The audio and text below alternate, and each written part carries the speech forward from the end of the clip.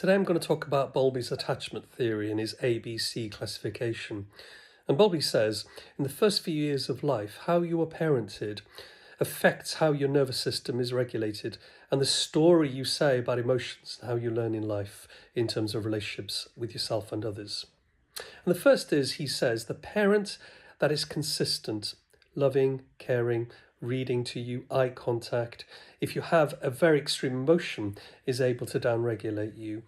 And if you have this kind of B type of attachment, Bowlby says, you grow up to have healthy relationships. You grow able to express your emotions and be quite open as a person, and you don't feel threatened because you've grown up in quite a predictable and safe world. Then he talks about the A type of attachment. This is now where we get into the anxious, insecure type of attachment. And this is where the parent has been predictably distant, disinterested.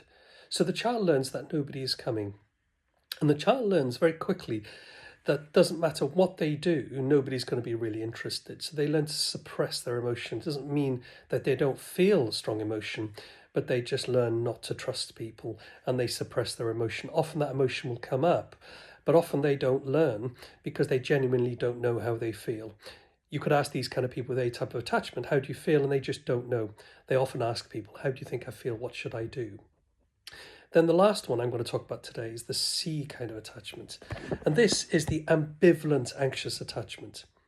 And in this kind of attachment, what the parents have done with a very young child is that they've been inconsistent.